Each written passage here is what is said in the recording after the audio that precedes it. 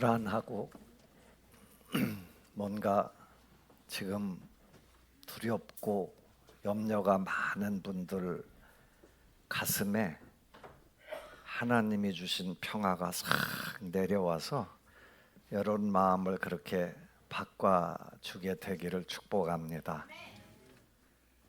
찬양대가 찬양을 엄청 잘했나 봐. 중간에 박수 나오는 거. 중간에도 박수가 나오고요. 변화한다는 건 참 중요해요. 어떤 사회의 일원이 되든 삶, 인생 자체도 늘 변해야 돼요. 변해야 되는 거예요. 근데 이 성경에서 얘기할 때 변화는 항상 좋은 쪽으로 변하죠. 사도 바울이 로마서 12장 2절에 보면 너희는 이 세대를 본받지 말고 오직 마음을 새롭게 함으로 변화를 받아 하나님 아버지의 선하시고 기뻐하시고 온전하신 뜻이 무엇인지 분별하도록 하라라고 말씀하시죠. 이게 좀 삶을 이렇게 바꿔가야 돼. 오늘 큰 그 인생으로 보면 정말 엄청난 변화들을 겪은 사람들에 대한 얘기가 오늘 성경 본문이에요. 여러분 잘 아는 사울이라는 사람이 계속 등장하는데 사울은 바울 나중에 이름을 바꾸죠. 바울. 사울은 원래 큰 자다라는 뜻이거든요. 크고 능력 있는 사람이었는데 그 사람이 나중에 이름을 바꿔서 바울, 아주 작은 자라는 뜻의 바울로다가 이름을 바꿉니다. 아무튼 이 바울 유명한 사람이에요. 기독교 역사에서 이 바울만큼, 성경에서 이 바울만큼 이 빼놓고 얘기할 수 없는 사람이 폴이죠. 영어 이름이 폴. 예? 그런 사람이에요. 아무튼 그 사람의 변화, 그의 인생을 어떻게 이렇게 바뀌었을까라는 얘기가 오늘 기록되어 있죠. 사도행전에는 이 얘기를 3번, 아무튼 자기 이름으로도 고백하면서 3번이나 이 비슷한 내용의 얘기가 반복해서 등장해요. 아무튼 그는 어떤 사람이었길래 그렇게 변화가 필요했을까? 이게 어떤 면에서 변화였을까라는 거예요. 사도 사울은 옛날에 어떤 사람이었다, 그가 변하기 전에는 어떤 사람이었냐라는 게 오늘 본문 말씀에 보면 시작하죠. 1절 2절에 다시 한 번만 읽어보고 시작하겠습니다. 시작. 사울이 대제사장에게 가서 다메섹 여러 회당에 가져갈 공문을 청하니 이는 만일 그의 도를 따르는 사람을 만나면 남녀를 막론하고 결박하여 예루살렘으로 잡아오려 함이라. 아멘. 사울은 아무튼 살기가 등등하다라는 건 아무튼 위협적이다라는 거예요. 아무튼 저 사람들은 어떻게든 잡아서 결박해서 묶어가지고 수갑 채워가지고 갔다가 감옥에 집어넣는 일을 하겠다라는 거예요. 누구를? 예수 믿는 사람들을. 그 앞에도 8장에 보면 사울이 스데반 집사가 죽는데 그 죽는 걸 갖다 1절에 보면 사울이 그의 죽임당함을 마땅히 여기더라. 어떻게 죽었는데요? 예수 믿는 그 스데반이 돌 맞아 죽는데 잘하고 있다라고 찬송하던 사람이라는 거예요. 그리고 3절에서도 계속 그 얘기를 하죠. 교회를 잔멸하다, 남녀를 끌어다가 그 감옥에 가두는 일을 했다라는 거예요. 잔멸하다, 그냥 파괴시키는 거예요. 어떻게든 교회를 파괴시키려고 하는 그 선봉에 섰던 사람이다라는 거예요. 왜 그렇게 증오심에 불타서, 무슨 기독교인들이 그 당시에 예수님을 믿는 사람들이 그 당시에 무슨 사회적 해악을 끼치는 것도 아니고 서로 사랑하고 서로 희생하고 헌신하고 이런 사람들이 기독교인들이었는데 왜 사울은 그의 삶에서 그 증오심이 그렇게 불탔을까? 가만히 생각해 보면 그의 증오심이 불탄 이유 하나는 뭐냐면 이 사람들이 예수님이 다시 살아나셨다고 증거하고 다니는 거예요. 예수님은 분명히 죽었는데, 자기 생각에 죽었는데 요 시체를 빼돌려 가지고 혹시 요것들이 거짓말을 시키지 않나, 거짓 선전을 하고 있지 않나, 이것들이 믿는다고 하면서 엉뚱한 사이비에 빠지지 않았나라는 생각을 가지고 있었다라는 거예요. 또 하나는 그 예수님이란 분이 오시긴 오셨는데 분명히 오셔서 이 땅에서 살긴 살았는데 맨날 누구랑 어울려요? 세리, 장녀, 가난한 사람들, 병든 사람들, 이런 사람들, 사회적으로 조금 버림받은 사람들하고는 늘 어울리면서 자기가 속한 바리새인들, 제사장들이 속한 사두개파에 속한 제사장들, 이런 사람들을 향해서는 이 독사의 자식들아, 이 위선자들아, 정신 좀 차리고 살아라. 너희들은 도대체 하나님을 어떻게 믿는 거냐라고 야단을 치니까 그게 기분 나쁜 거예요.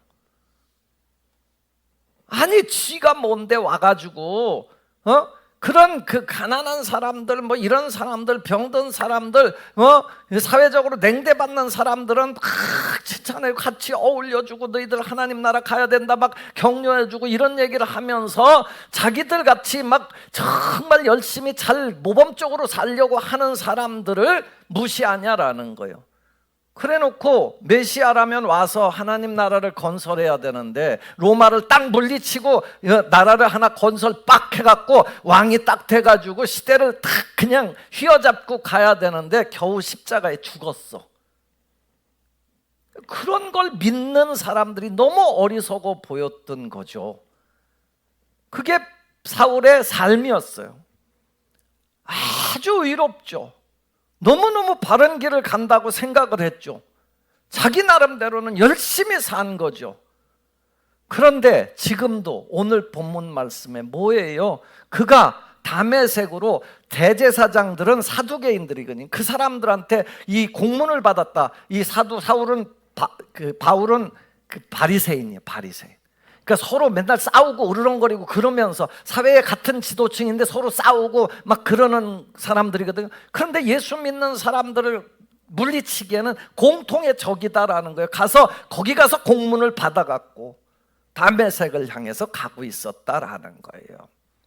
적끼리 아무튼 자기들끼리 아무튼 마지막 뒤에서는 야합을 해가지고 그래갖고 예수 믿는 사람들을 죽이려고 하고 가는 길에 다메섹에 교회를 잔멸하려고, 교회를 파괴시키려고 가는 그 순간에 갑자기 낮 12시에 정오에 일이 벌어진 거죠. 사울의 삶에 정말 주님이 찾아오신 거죠. 이 사건을 통해서 사울이 변화되는데 얼마나 변하냐? 180도로 변화돼. 그의 삶의 흐름이 완전히 바뀌죠. 여러분 오늘 본문 말씀 3절에서 6절을 한번 읽어보고 또 넘어가겠습니다. 한번 읽겠습니다. 3절에서 6절입니다. 시작. 3절. 사울이 길을 가다가 다메섹에 가까이 이르더니 호련히 하늘로부터 빛이 그를 둘러 비추는지라 땅에 엎드려서 소리가 들음에 이르되 사울아 사울아 네가 어찌하여 나를 박해하느냐 하시거늘 대답하되 주여 누구시니까 이르시되 나는 네가 박해하는 예수라. 아멘. 여러분 사울이 다메섹 가는 길에서 고꾸라졌다라는 거예요. 이건 누구도 몰라. 아무튼 지가 가다가 갑자기 하늘에서 빛이 쏘였는데 그냥 고꾸라졌어. 고꾸라져가지고 소리가 들리는데 사울아 사울아 너 왜 날 핍박하느냐 그래요. 여러분 자기가 누굴 핍박했어요? 교회 다니는 사람, 예수 믿는 사람을 핍박했거든요. 그런데 갑자기 너 왜 날 핍박해? 라는 얘기를 깜짝 놀랐어요.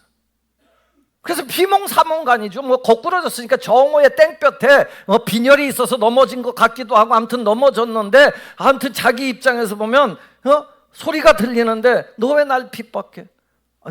누군데요? 당신 누구십니까? 라고 물어봤어요. 그랬더니 소리가 들리는데 나는 네가 핍박하는 예수다. 여러분 그의 삶이 거기서 송두리째 바뀐 거예요. 무덤에서 죽어서 썩어져 가야 할 그분이 자기한테 나타나셔서 난 네가 핍박하는 예수야. 와 무서워라. 그런데 아무튼 그 순간에 자기가 그냥 그 소리만 들은 게 아니라 완전히 눈이 멀었어. 먹는 걸 못 먹어. 고꾸라진 거야. 완전 고꾸라진 거야. 몸을 간신히 일으켜 보려고 들리지도 않아. 일어나지도 않아.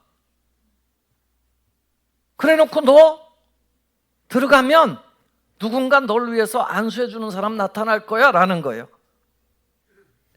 다메섹에서 이 사흘, 여러분 짧다면 짧은 거고 길다면 긴 거예요. 우리 삶에서 어느 날 이런 엄청난 일들이 벌어질 때가 있어요. 사흘 동안 갑자기 자기 신체가 아무것도 아니었는데 자기는 건강해서 사람들을 결박하러 죽이려고 쫓아다니던 그런 삶이었는데 갑자기 고꾸라졌고 눈도 안 보였고 아무것도 할 수 없는 그런 상황이 온 거예요.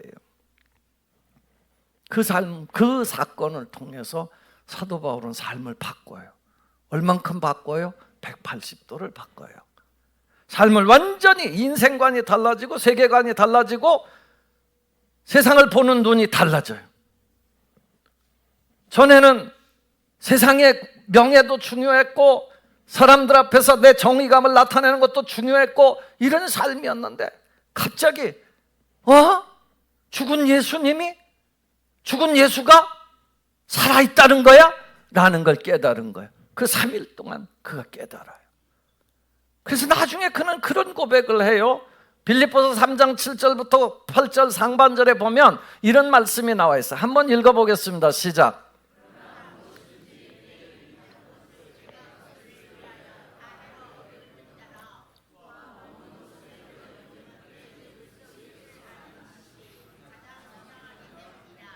아멘. 그의 삶에서 여러분 지금까지는 뭐가 중요했어요? 명예가 중요했어요. 내 의가 중요했어요. 내가 사람들을 막 그 어떤 바르게 인도하려고 막 그런 삶에 불탔어요. 예수 믿는 사람들이 저 무식한 놈들이라고 막 욕하고 갖다 가뒀어요. 그런데 바뀌었어요. 야, 이건 아무것도 아니다. 지금 이 세상을 움직이시는 분이 예수님이다라는 걸 깨달은 거예요. 그분이 살아계신 거구나 라는 걸 깨달았단 말이에요.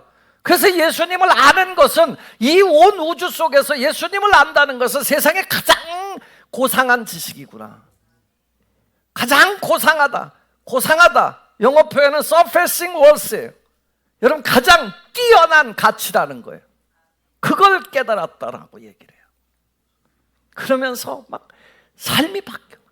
그걸 깨달으면서 삶이 바뀌어. 내가 그분 안에만 있으면 정말 그분이 우주를 다스리고 나를 지금 이 길 가는 이 중간에 나를 고꾸라뜨려서 새롭게 하시는 분이구나. 그분을 깨달은 거예요. 그래서 여러분들이 설교 끝나고 찬송 부를 때 나오는 찬송 436장인데요. 나 이제 주님의 새 생명 얻은 몸, 옛것은 지나고 새 사람이로다. 그 생명 내 맘에 강같이 흐르고 그 사랑 내게서 해같이 빛난다.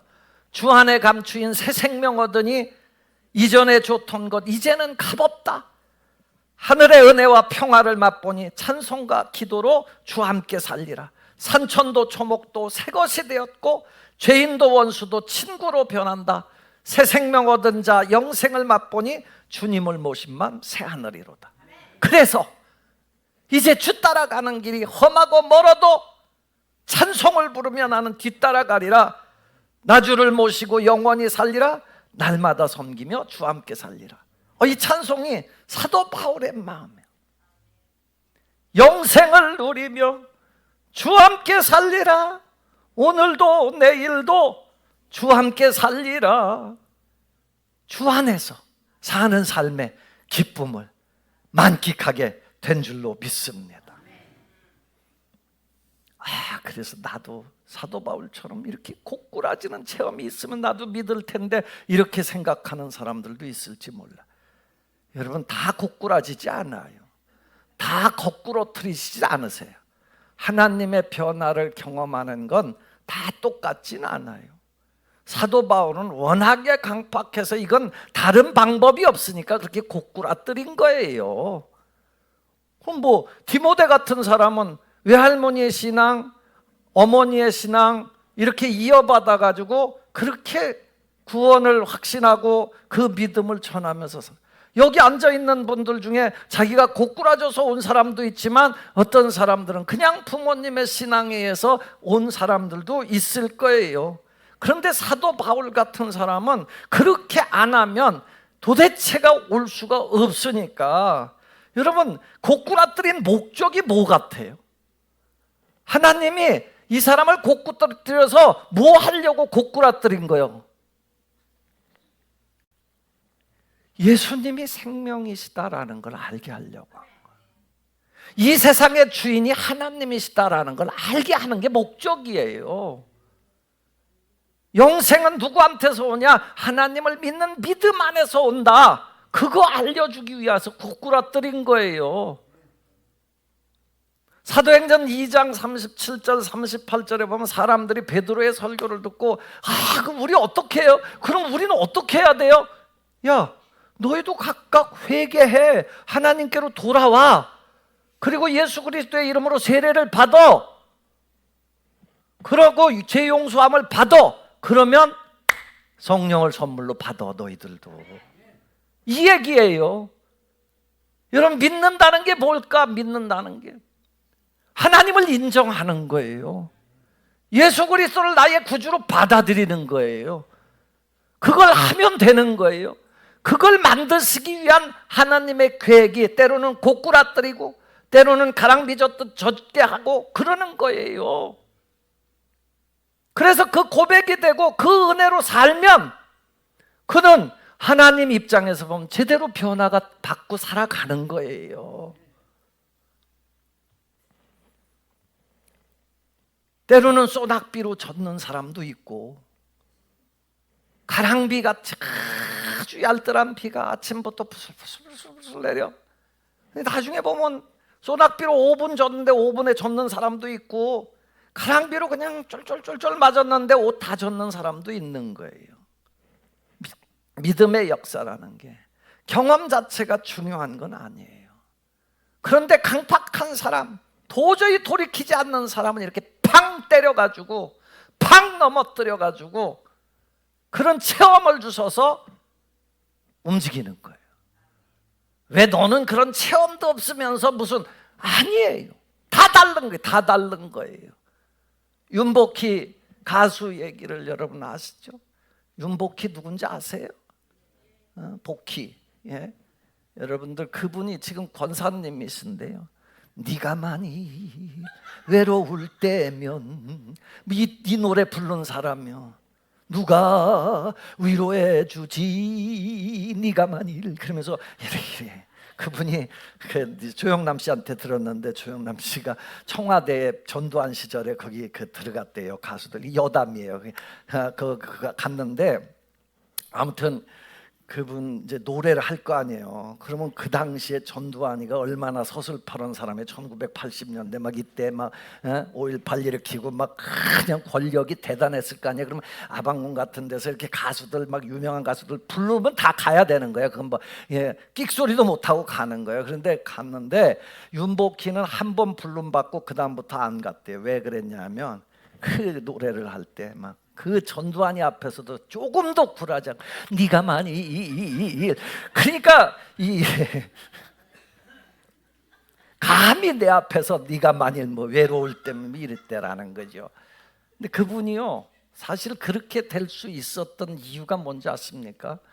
그분이 미니스커트를 대한민국에 유행시킨 사람 아니에요. 그분이 그 부산 공연을 가다가 남해고속도로인가에서 차가 뒤집혔대요. 떼굴떼굴. 순간 그가 살았나 죽었나를 생각하다가, 하나님, 나 이번에 살려주시면 주님 위해서 살겠습니다. 근데 진짜 그 어떤 그 사고로 보면 죽어야 마땅한데 살아난 거예요. 그래서 그때부터 그가 삶을 완전히 180도로 바꿨어요. 세상의 명예, 인기 여기에다가 다 걸고 살던 삶을 바꾼 거예요. 그러니까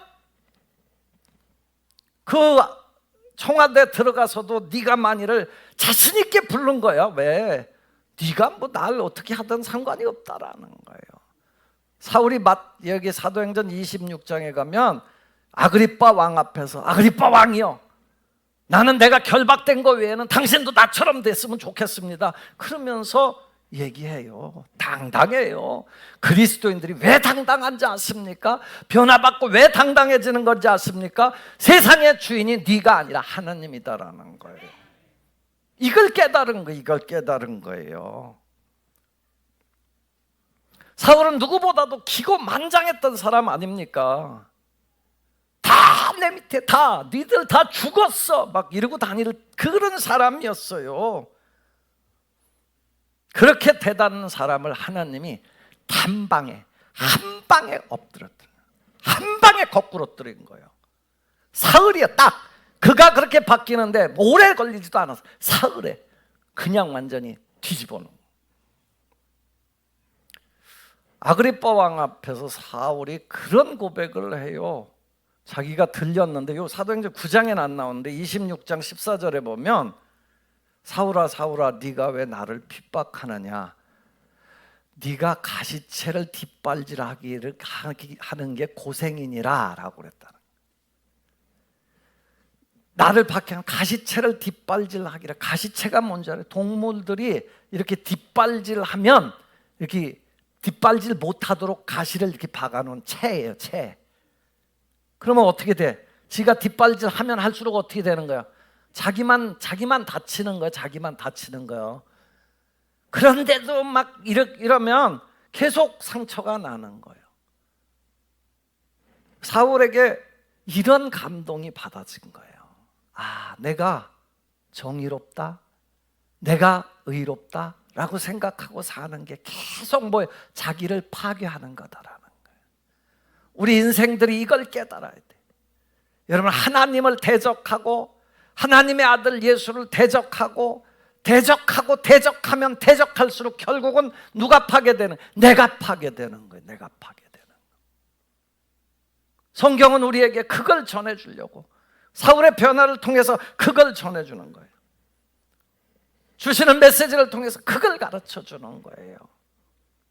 여러분, 인생이 잘난 척하고 뒷발질하고 해봐야 자기 파괴예요. 자기 파괴. 자기가 옳다고 막 하지만 나중에 가면 다 허탕질이에요. 허탕질. 사도 바울에게 주셨던 이 말씀, 잠언 16장 25절에 보면 어떤 길은 사람이 보기에는 바르나 필경은 사망의 길이니라. 필경은 사망의 길. 우리 자신이 잘났다고 가는 길이 필경은 사망의 길일 수 있어요.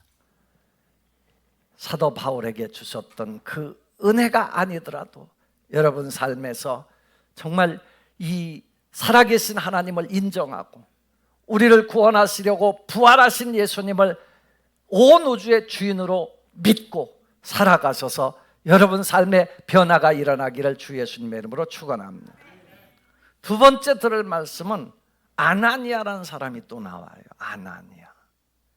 아나니아는 뭐 하던 사람이에요? 예수님의 제자예요. 제자. 제자가 제자면 됐지 또 뭔 변화가 필요할까? 그런데 이 사울이 고꾸라졌을 때 사울에게 들린 음성이 뭐냐면 너 집가라 하는 곳으로 거리로 가라.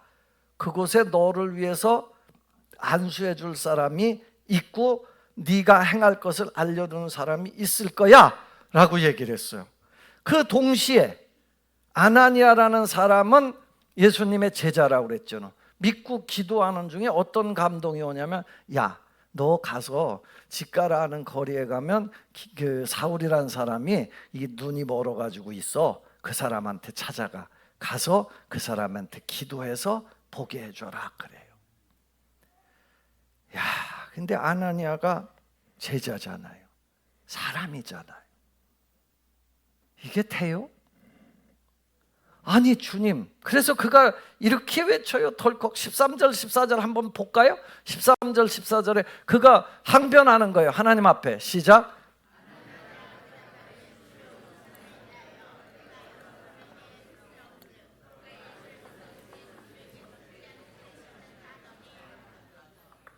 여기서도 주의 이름을 부르는 모든 사람을 결박할 권한을 대제사장들에게 받았다이다 하거늘.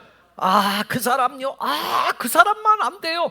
그 사람이요, 예루살렘에서 우리 믿는 사람들 얼마나 핍박했는지 아시잖아요. 그리고요, 여기도요, 지금 우리 핍박하러 오는 건데 내가 그 사람 앞에 나타났다 나 죽으라고 그러는 거예요. 절대.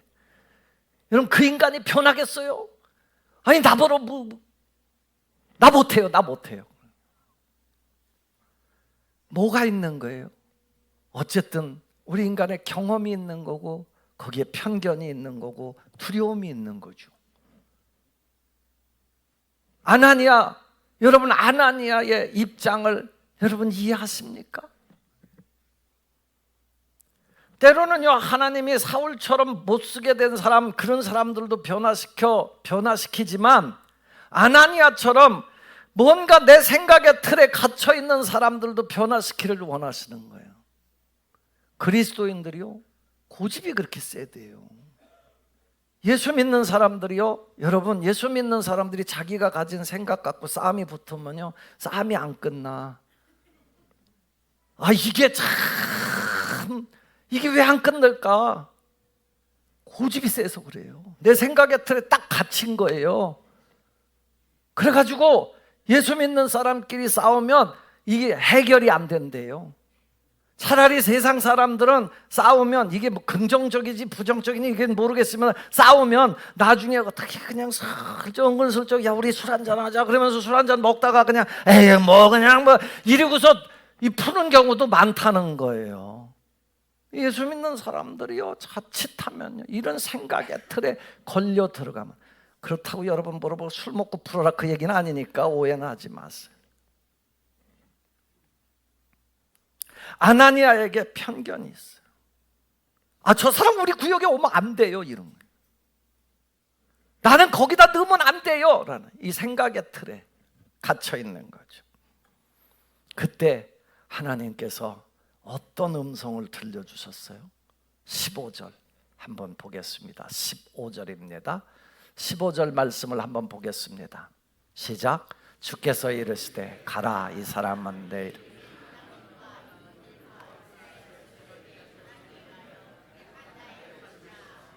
아멘. 내 생각은 아니야. 내 생각은 그 사람 아니야. 그 사람 절대로 변할 수도 없고, 그 사람이 여기 오면 우리 죽을지도 몰라. 두려움에 사로잡혔는데 하나님께서 말씀하시기를 가. 그 사람은 내가 이방인들, 임금들, 이스라엘 백성들을 위해서 나의 이름을 전할 나의 택한 그릇이야. 내가 택한 그릇이야. 누가 택한 그릇? 주인이신 하나님이 택한 그릇. 하나님이 택한 그릇. 여러분, 신앙에 가장 중요한 게 늘 하나님의 생각. 아까 하나님의 선하시고 기뻐하시고 온전하신 뜻이 무엇인지 분별해야 되듯이 내 생각의 그릇에 멈춰 있으면 안 돼요. 우리는 자꾸 내 생각의 안경을 쓰고 다 보려고 해요. 누구의 안경을 써야 돼요? 하나님의 안경을 써야 될 줄로 믿습니다. 이게 거듭남이에요. 거듭남이 뭐예요? 하나님의 안경을 쓰는 거라고요.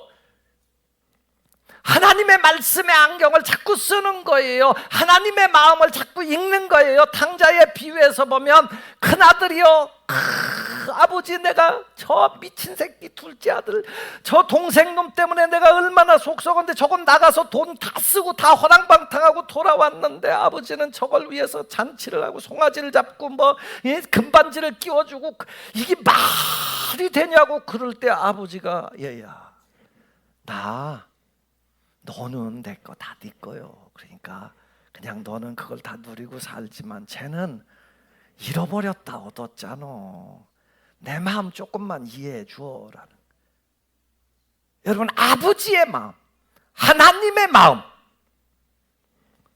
이걸 이해할 때 뭐가 나와요? 아나니아는 그 다음에 내가 택한 그릇이야. 가, 너 그 사람 내가 택한 그릇이야 라고 했을 때 어떻게 했어요? 순종했습니다. 순종했어요. 여러분, 하나님 뜻 앞에서 순종하기를 축원합니다. 아나니아가 순종해서 찾아가요. 발발발발 떨리겠죠. 속으로는 이게 의심 반, 막 그 믿음 반이겠죠. 하나님이 가라 그랬으니까 가긴 가야 되는데 얼마나 두렵고 떨리겠어요. 갔는데 가서 형제 사울아, 그냥 날 잡으면 어떡하나 그런 생각도 있었을 거예요. 형제 사울아, 주께서 나를 보내셨어. 그리고 네 눈에, 너를 안수해서 네 눈에 눈도 뜨게 해주고, 그리고 너로 성령을 충만하게 하시기를 원하신다. 여러분, 어제까지도 자기를 죽이려고 2, 3일 전만 해도 자기를 죽이려고 쫓아오던 사람이요. 그런데 아나니아가 변화되어서 순종하고 그의 머리에 손을 얹었을 때 사울은 눈을 뜨게 됐고, 그걸 통해서 삶이 바뀌게 됐고, 그걸 통해서 세계 선교의 역사가 이루어지게 된 줄로 믿습니다. 사랑하는 우리 성도 여러분, 하나님은 사실은 혼자 일하시지 않으세요. 우리를 변화시켜서 우리를 하나님의 백성 만드셔서 하나님을 인정하는 하나님 편의 백성을 만드셔서 일하시는 거예요. 하나님이 우리를 부르실 때 어떤 모양으로 부르든 그게 중요하지 않아요. 그냥 감사하시기를 바랍니다. 하나님은 우리를 너무 잘 아세요. 여러분 다 잘 아세요. 하나님은 우리를 바울처럼도 변화시켜 쓰시지만 아나니아처럼 믿는 삶에 편견의 그릇을 깨뜨려서도 사용하세요. 부르실 때 그 감동이 어떤 감동이든 중요한 것은 하나님 뜻에 순종하려고 하는 믿음의 자세예요. 주님 뜻대로 살기로 했네. 주님 뜻대로 살기로 했네. 뒤돌아서지 않겠네. 옛날에 이 복음성가 엄청 불렀는데 여러분, 주님 뜻대로 살아야 돼. 주님 뜻대로 살아야 돼. 내 고집 이거 쉽지 않아요. 쉽게 깨지는 게 아니야.